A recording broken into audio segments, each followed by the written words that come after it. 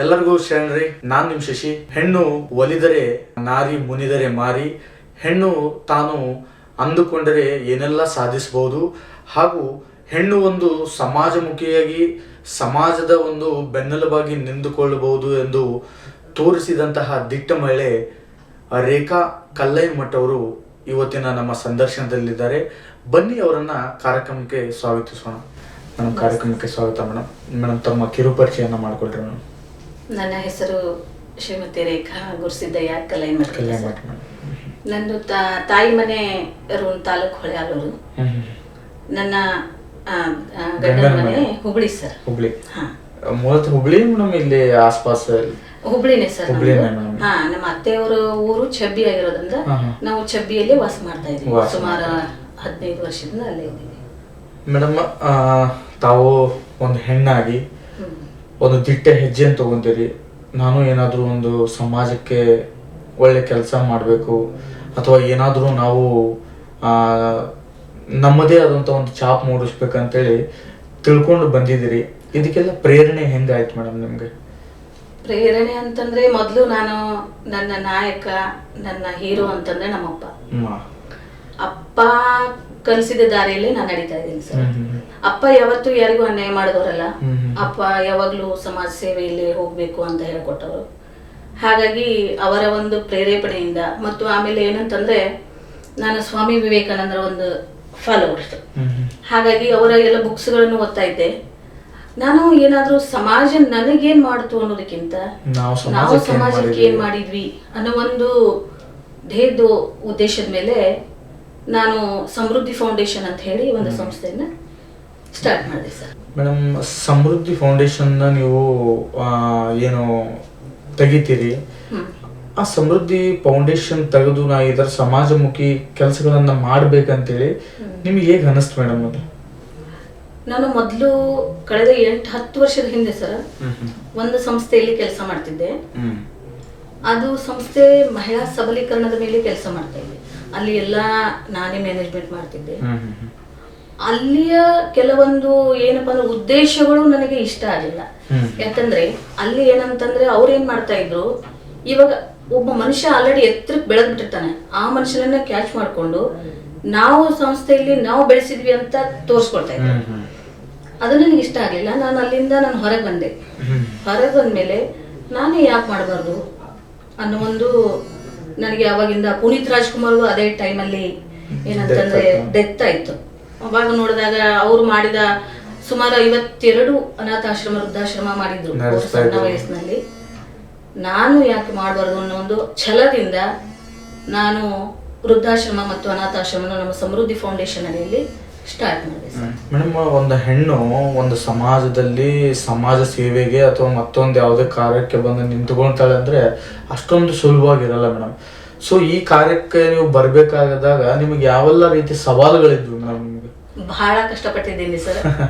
ಯಾಕಂದ್ರೆ ಒಂದು ಮನೆ ನಡೆಸುವುದೇ ಒಂದು ಬಹಳ ಕಷ್ಟ. ಇವಾಗ ಮನೆಯಲ್ಲಿ 4 ಜನ ಇದ್ರೆ 4 ಜನ ದುಡಿದ್ರು ನಡೆಸೋದು ಬಹಳ ಕಷ್ಟ ಆಗಿರುವಾಗ ಒಂದು ವೃದ್ಧಾಶ್ರಮ ನಡೆಸೋದು ಅಂತಂದ್ರೆ ಅಷ್ಟು ಸರಳ ಮಾತಲ್ಲ.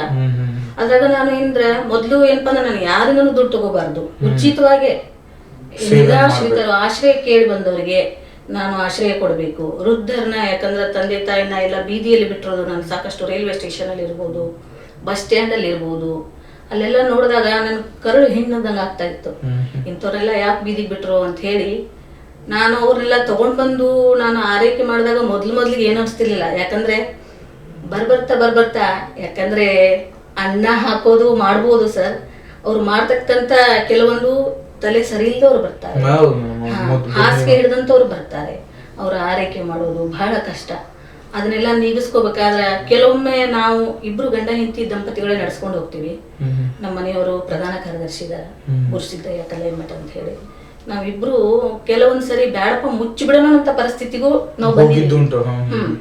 ಇನ್ನು ಮೇಲೆ ಆಗೋದಿಲ್ಲ. ಯಾಕಂದ್ರೆ ನಾವು ನಮ್ಮ ಮಕ್ಕಳ ಬಗ್ಗೆ ಬೇಕಷ್ಟು ಭವಿಷ್ಯ ಕಟ್ಕೊಂಡಿರ್ತೀವಿ, ಅವ್ರಿಗೆ ಏನೋ ಮಾಡ್ಬೇಕು ಅನ್ಕೊಂಡಿರ್ತೀವಿ. ಅಂತ ಪರಿಸ್ಥಿತಿ ಒಳಗ ನನ್ನ ಮಕ್ಕಳ ಭವಿಷ್ಯಕ್ಕಿಟ್ಟಂತ ದುಡ್ಡನ್ನ ನಾನು ಇದಕ್ಕೆ ಇನ್ವೆಸ್ಟ್ಮೆಂಟ್ ಮಾಡ್ಬಿಟ್ಟೆ.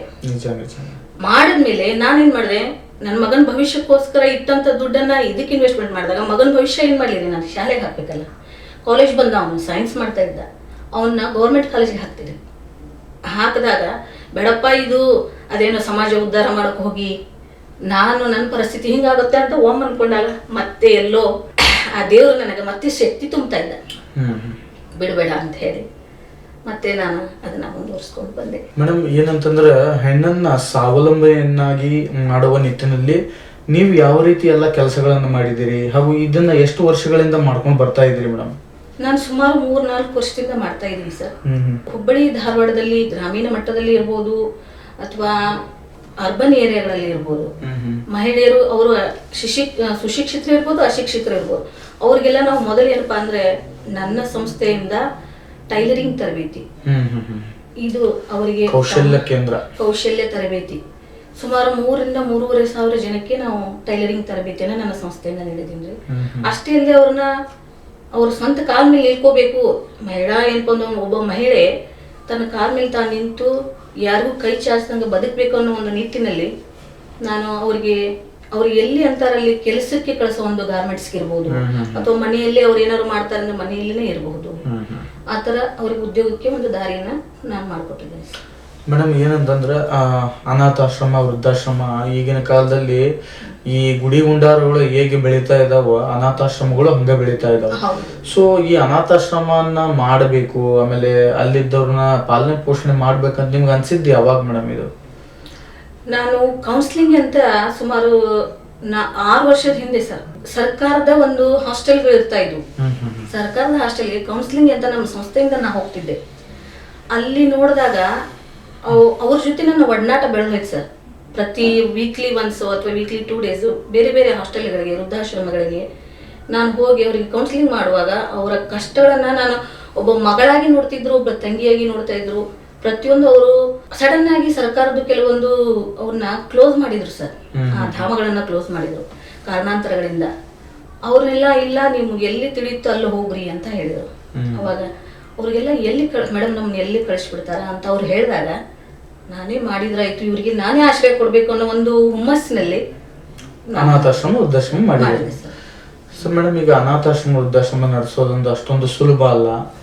ಅನಾಥಾಶ್ರಮ ವೃದ್ಧಾಶ್ರಮದಲ್ಲಿ ಒಟ್ಟಾರೆಗೆ ಎಷ್ಟು ಜನ ಇದ್ದಾರೆ ಮೇಡಮ್, ಮತ್ತೆ ಅವರ ಲಾಲನೆ ಪೋಷಣೆಗಳನ್ನ ಹೆಂಗ್ ನಿಭಾಯಿಸ್ತಾ ಇದ್ರಿ?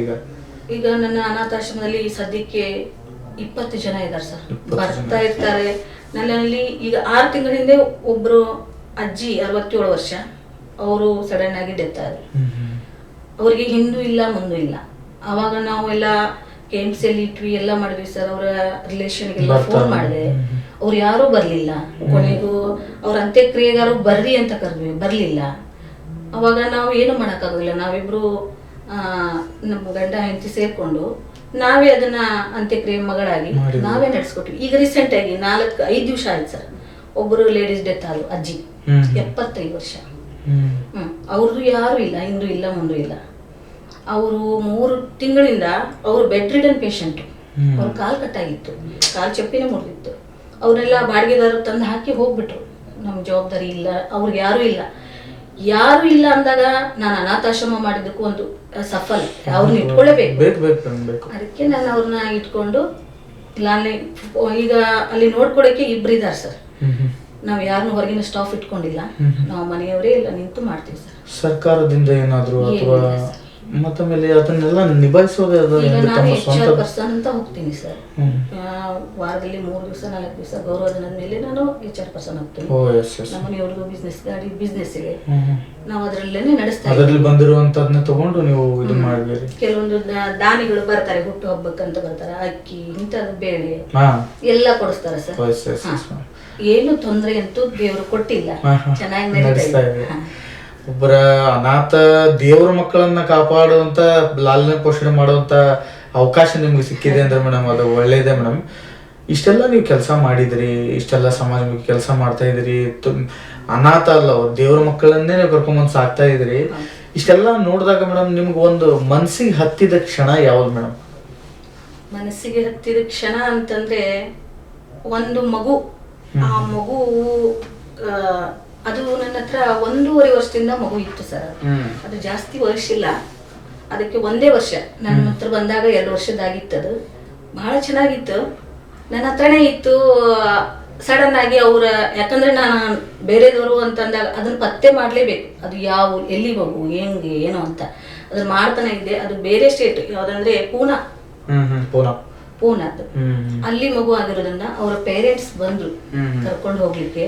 ಅದನ್ನ ಕಳಿಸ್ಬೇಕಾದ್ರೆ ನನಗೆ ಆ ನೋವು ಅಷ್ಟಿಷ್ಟಲ್ಲ. ನಾವು ಒಂದು ವಾರ 15 ದಿವಸ ನನಗೆ ಆ ಮಗುನ ಮರೆಯೋಕೆ ಆಗ್ಲಿಲ್ಲ. ಒಂದು 15 ದಿವಸ, ಒಂದು ತಿಂಗಳವರೆಗೂ ಆ ಕ್ಷಣ ನಂಗೆ ಮರೆಯೋಕ್ಕಾಗೋದಿಲ್ಲ. ಯಾಕಂದ್ರೆ ನನ್ನ ಮಗು ತರಾನೇ ನಾವು ಹಚ್ಕೊಂಡಿದ್ವಿ. ಯಾಕಂದ್ರೆ ನನ್ನ ಮಕ್ಕಳು ಕೇಳ್ತಾ ಇದ್ರು ನನಗೆ. ಫಸ್ಟ್ ಏನ್ ಮಾಡಿದ್ರು ನಾನು ನನ್ನ ಮಕ್ಕಳಿಗೆ ಕೊಡ್ತಾ ಇರ್ಲಿಲ್ಲ, ಮನೆಯಲ್ಲಿ ಅಡಿಗೆ ಆ ಮಗುಗೆ ಕೊಡ್ತೀವಿ. ಮಮ್ಮಿ ನೀನು ನಾವು ಕೊಡೋದ್ ಬಿಟ್ಟು ಮೊದ್ಲು ಅವ್ರಿಗೆ ಕೊಡ್ತೀಯಲ್ಲ ಅಂತ ಮಕ್ಕಳು ಕ್ವಶನ್ ಮಾಡ್ತಾ ಇದ್ರು. ನೋಡಪ್ಪ ನೀವು ನಡೀತದ, ಯಾಕಂದ್ರೆ ಅವ್ರು ದೇವ್ರ ಮಕ್ಕಳು, ಅವ್ರಿಗೆ ಯಾರು ಇಲ್ಲ ಅಂತ ಅಷ್ಟು ಸಾಕಿದ್ದೆ. ಆ ಮಗು ಕಳಿಸ್ಬೇಕಾದ್ರೆ ಬಹಳ ಕಷ್ಟ ಆಯ್ತು ನನಗೆ. ನೋಡ್ತಿರಲ್ಲ ವೀಕ್ಷಕರೇ, ಇದು ಒಂದು ಹೆಣ್ಣಿನ ದಿಟ್ಟತನ, ಛಲಗಾತಿ. ತನ್ನ ಒಂದು ವಿದ್ಯೆಯಿಂದ ನಾನು ಸಮಾಜವನ್ನ ಹಾಗೂ ಸಮಾಜದಲ್ಲಿರುವ ತೊಡಕುಗಳನ್ನು ನಾನು ಹೊಡೆದೇಳಿಸಲು ಪ್ರಯತ್ನ ಮಾಡುತ್ತೇನೆ. ಮುಂದಿನ ದಿನಮಾನಗಳಲ್ಲಿ ಇನ್ನೂ ಹೆಚ್ಚಿನ ಕಾರ್ಯವನ್ನು ನಾನು ಮಾಡ್ತೇನೆ ಅಂತೇಳಿ ಇಷ್ಟೊತ್ತು ತಮ್ಮ ಅನುಭವಗಳನ್ನ ಹಂಚಿಕೊಂಡಂತಹ ರೇಖಾ ಕಲ್ಲೇಮಠ ಅವರಿಗೆ ಧನ್ಯವಾದ. ಹಾಗೂ ಅವರ ಈ ಸೇವೆ, ನಿಸ್ವಾರ್ಥ ಸೇವೆ ಹೀಗೆ ಮುಂದುವರಿತಾ ಇರಲಿ ಅನ್ನೋದೇ ನಮ್ಮ ವಾಹಿನಿ ಉದ್ದೇಶ. ಇನ್ನು ಹೆಚ್ಚಿನ ವಿಡಿಯೋಗಳಿಗಾಗಿ ವೀಕ್ಷಿಸಿ ನಿಮ್ಮ ನೆಚ್ಚಿನ ಯೂನಿವರ್ಸಲ್ ಡಿಜಿಟಲ್ ನ್ಯೂಸ್. ಶೇರ್ ಮಾಡಿ, ಕಾಮೆಂಟ್ ಮಾಡಿ, ಲೈಕ್ ಮಾಡಿ. ನಮಸ್ಕಾರ.